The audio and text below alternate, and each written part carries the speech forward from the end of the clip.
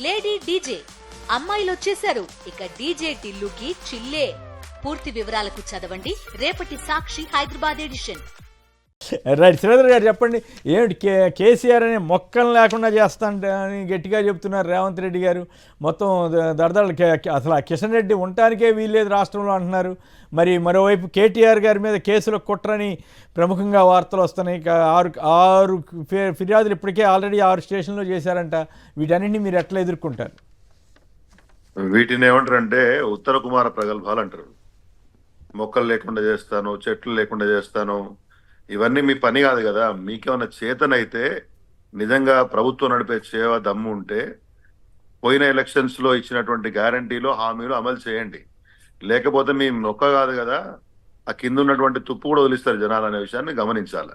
ఇది తెలంగాణ రాష్ట్రం. ఇది మీరు అడ్డంగా 100ల కొలది హామీలు ఇచ్చి గ్యారంటీలు ఇచ్చి ఇట్లానే రోజు నోరు బారేసుకుంటూ తిరుగుతారంటే ప్రజలు గమనించనేది పిచ్చోళ్ళు కాదు. చూస్తా చూస్తా సంవత్సరం గడిచిపోయింది. ఇవాళ విజయోత్సవాలను చేస్తా ఉన్నారు. విజయోత్సవాలు సరే, ప్రభుత్వం మీరు ముఖ్యమంత్రిని ఆర్డర్ వేస్తే అధికారులు 4 టెంట్లు వేస్తారు. జనాలు ఎట్లా తెచ్చుకోవాలో మనందరికి బాగానే తెలుసు కాబట్టి ఈ మధ్యకాలంలో తెచ్చుకుంటారు. మీరు అవతలలో అడిగే వాళ్ళు లేరు కాబట్టి ఇష్టారీతిన మాట్లాడిపోతారు. కానీ వాస్తవానికి ఏం జరుగుతోంది? వాస్తవానికి అలా ప్రభుత్వం మీద ఆయన స్వంత నియోజకవర్గంలో రైతులు ఇబ్బంది పడతా ఉంటే కనీసం అటువైపు చూడలేనంత దుస్థితి ముఖ్యమంత్రికి ఉంది. ఓన్ కాన్స్టిట్యువెన్సీలో గిరిజనులు, దళితులు, అత్యంత పేదవాళ్ళు మా భూములు తీసుకోవద్దు మహోప్రభో, నీ ఫార్మా విలేజ్ వద్దు, నీ ఇండస్ట్రియల్ కారిడార్ వద్దు, నువ్వొద్దు అని చెప్తుంటే కనీసం దాని గురించి ఆలోచించలేనటువంటి ముఖ్యమంత్రి కేసీఆర్ అనే మొక్కను తీసేస్తాను, వాళ్ళని రానియను, నువ్వు ఫలానా ఎవరు కూడా ఏ రాష్ట్రం నుంచి పొమ్మలేరండి. మన అయ్యే జాగిరి కాదు కదా ఈ రాష్ట్రం అంటే. మనం ఎన్నికల్లో ఎజెండా పెట్టాము, ఇష్టారీతర హామీలు ఇచ్చినాము.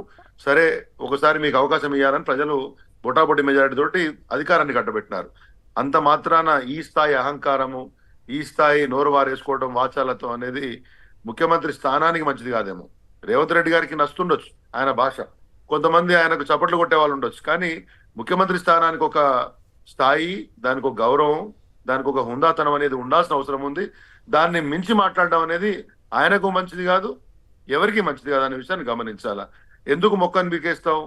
ఇప్పుడు ప్రతిపక్ష స్థానానికి గతంలో కేసీఆర్ గారికి ప్రతిపక్షాలంటే గౌరవం లేదని ఇట్లని అట్లని మాట్లాడిన వాళ్ళు ఇవాళ ప్రధాన ప్రతిపక్షంగా ఉన్నటువంటి బీఆర్ఎస్ పార్టీ ఇటు గిరిజనుల వైపుగా అయి ఉండొచ్చు, రైతుల వైపు నుండి అయి ఉండొచ్చు, గురుకులాల సమస్యల విషయంలో అయి ఉండొచ్చు, విద్యార్థులు నిరుద్యోగుల విషయంలో అయి ఉండొచ్చు. ప్రశ్నిస్తూ ఉంటే ఎందుకంత అసహనము? ప్రశ్నను తట్టుకోలేని పరిస్థితి, ప్రశ్నించడానికి తట్టుకోలేని మానసిక స్థితి మీకు వచ్చిందంటే పతనం స్టార్ట్ అయిందని చెప్పేసి ఆటోమేటిక్ గా మనం అనుకోవాలి. రేవంత్ రెడ్డి గారి యొక్క మానసిక స్థితి ఇట్లా కనబడతా ఉంది. మీ స్వంత నియోజకవర్గంలో ప్రజలు తిరుగుబాటు చేయడాన్ని సహించలేని పరిస్థితులలో అదంతా కుట్రని కదా, కేటీఆర్ కుట్ర చేశారని పోలీసులు చెబుతున్నారు కదా. మరి అక్కడ మరి ఇండస్ట్రీ వస్తుంటే ఎట్లా అడ్డుకుంటారు మీరు? మేమెందుకు అడ్డుకుంటామండి? ఇండస్ట్రీ తెచ్చే నేపథ్యంలో అక్కడ ప్రభుత్వ స్థలాలు చాలా ఉంటే కూడా 2 పంటలు పండే 3 పంటలు పండేటటువంటి యొక్క సాధారణ రైతులు, గిరిజనుల యొక్క భూములు మీరు తీసుకుంటానంటే వాళ్ళు అడ్డం పడి మేము మా భూములు ఇవ్వము, మాకున్నదే ఆ 1 ఎకరమో 2 ఎకరం మా భుక్తి పోద్దని వాళ్ళు బాధపడి వాళ్ళ ప్రధాన ప్రతిపక్షంగా మాజీ ఎమ్మెల్యేగా ఉన్నటువంటి నరేంద్ర రెడ్డి గారిని సంప్రదిస్తే వాళ్ళ తరఫున నిల్చున్నాము. అది మా పని. మీరు ప్రజల పక్షాన రాజకీయ పార్టీ అధికారుల మీద దాడి చేయడం కూడా మీ పని అవుతా? అధికారుల మీద దాడి చేయడం కూడా మీ పనేనా? ఒకటి, కేసీఆర్ గారు అధికారుల మీద దాడి చేయాలని బీఆర్ఎస్ పార్టీ అనుకోలేదు. 10 సంవత్సరాలు ప్రభుత్వాన్ని నడిపినాం. ఏ విధంగా అధికారులతో మసలాలో మా నాయకులకు తెలుసు, మా ఎమ్మెల్యేలకు తెలుసు. అన్ఫార్చునేట్లీ ఆ దాడిని నేను ఖండిస్తా కూడా ఉన్నా ఖచ్చితంగా. కానీ దాంట్లో కుట్ర కోణంగా ఉందని మాట్లాడడం అంటే ఏదో ఉద్దేశపూర్వకంగా ఎగేశారని చెప్పడం అనేది తప్పు.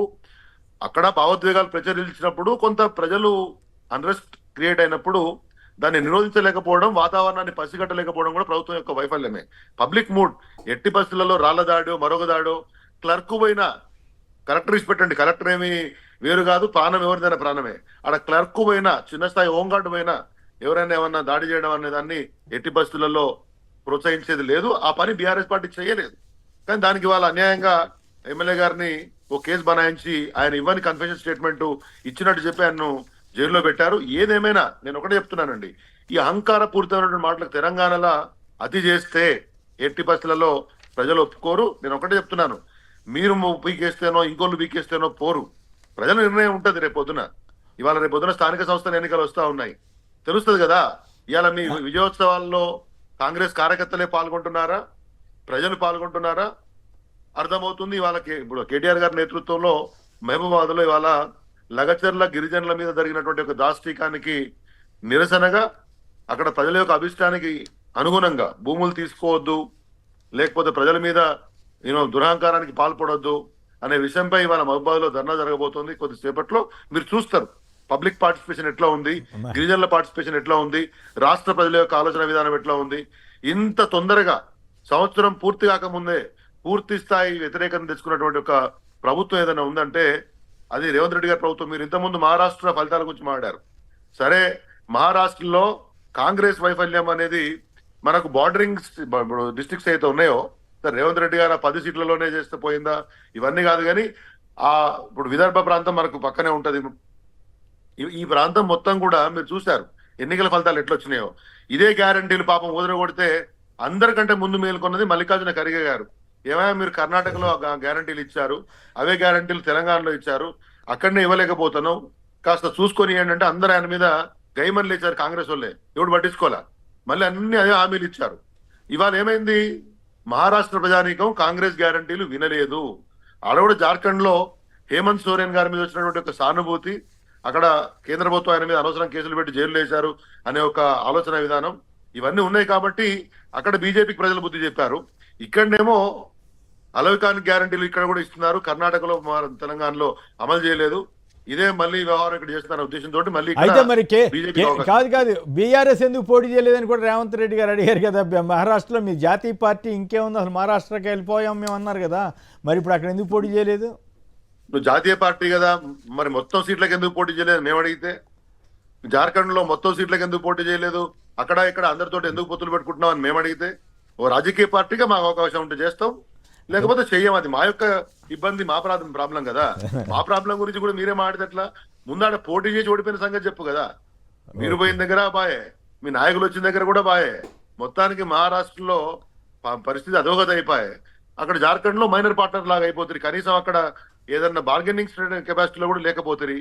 కాబట్టి ఇకనైనా కానీ ఈ నోటి దురుసు బంద్ చేసి, వాచాలత్వం బంద్ చేసి, ప్రాక్టికల్ గా సాధారణంగా ఇప్పుడు సర్పంచ్లకి సంవత్సర కాలంగా మొత్తంగా పాపం మాజీ సర్పంచ్లకు ఉన్న బిల్లులే 1200 కోట్ల రూపాయలు. అది ఇవ్వరు. కానీ పొద్దున్న లేస్తే ఇక మూసీకి 1,00,000 కోట్లు పెడతా, ఆ బిల్డింగ్ కడతా, ఈ బిల్డింగ్ అని తిరుగుతారు. ఇంకొకటి, ఇంతకుముందు మీరు చదువుతా ఉంటే నేను విన్నాను, జూపల్లి కృష్ణారావు గారి యొక్క వారసుల యొక్క భూముల కోసము పట్టా ల్యాండ్ లోంచి నిన్న వాళ్ళు బహుశా నిన్న చాలా మంది నాయకుల చుట్టూ తిరుగుతున్నారు. ఆడ అత్తాపూర్ వాస్తవ్యులు కొంతమంది వాళ్ళ యొక్క పట్టా భూముల్లోంచి కోట్లలో కేసులు ఉండగా జూపల్లి కృష్ణారావు గారి యొక్క సుపుత్రుల కోసం వాళ్ళు వేసిన వెంచర్ల కోసం అడ్డగోలుగా ప్రభుత్వ అధికారుల యంత్రాంగం మొత్తం పనిచేస్తా అంటే వెంచర్లు అంటే రాష్ట్రంలో అధికార దుర్వినియోగం అవుతుందో. ఓకే, వెంచర్లు అంటే ఇంకొక ఇంట్రెస్టింగ్ వార్త రాశారు. రాయదుర్గం భూములపై 10,000 కోట్ల విలువైన సర్కారు స్థలం హాంఫట్ అంట. అట్లాగే ఏదో ఆంధ్రప్రదేశ్ నేతలని రాశారు. తెలుగుదేశం ఎమ్మెల్యేకి ఎవరికో 5 ఎకరాలంట, 40 ఎకరాలు ఏపీ మాజీ ఎంపీ. అప్పుడు ఆ గొడవ కూడా అయింది కదా, వాళ్ళ మీద ఆ కేసు పెట్టడం ఇవన్నీ జరిగినాయి కదా. మరి ఇప్పుడు తెలంగాణ పోలీస్ అధికారికి 2 ఎకరాలు, నిజంగానే 10,000 కోట్ల విలువైన స్కామ్ జరుగుతూ ఉంది అక్కడ. అది కాకుండా మీరు కావాలని అక్కడ రేవంత్ రెడ్డి గారి బామ్మరిదనో అట్లా, ఇక్కడేమో ఇక్కడ ముఖ్య నేత సోదరుడు అని చెప్పి రేవంత్ రెడ్డి గారి కుటుంబాన్ని టార్గెట్ చేసుకోవడం ఎంతవరకు కరెక్ట్? ఇప్పుడు రేవంత్ రెడ్డి గారి కుటుంబాన్ని టార్గెట్ చేయడం అని కాదండి. ఒకవేళ ఆ భూమి గుంజుకున్నాయన రేవంత్ రెడ్డి గారి కుటుంబీకుడు అనుకోండి, ఎగ్జామ్షన్ ఇవ్వాలా? ఆధారం లేకుండా అభండాలు వేయకూడదుగా. నేనేమంటున్నా, అభండాలు వేయడం అని కాదండి. ఇప్పుడు రాజకీయాల్లో ఖచ్చితంగా, ఇప్పుడు నేనే చెప్తున్నాను, మీరు పేపర్లో వచ్చిన వార్తనే మీరు చదివారు, నేను చెప్తున్నాను.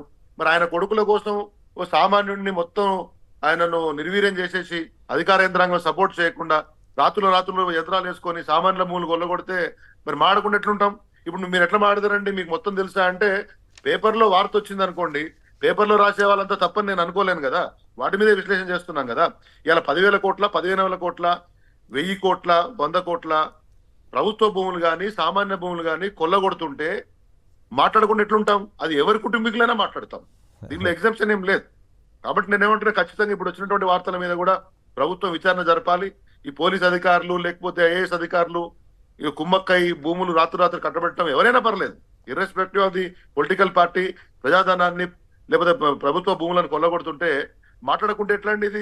ఆల్రెడీ కొన్ని కేసుల్లో గత ప్రభుత్వానికి సంబంధించి ఐఏఎస్ల మీద వాళ్ళ మీద విచారణ ఉండవచ్చు. జరుగుతుంది కదా. నేనేమంటా, నిష్పక్షపాతంగా విచారణ చేయండి.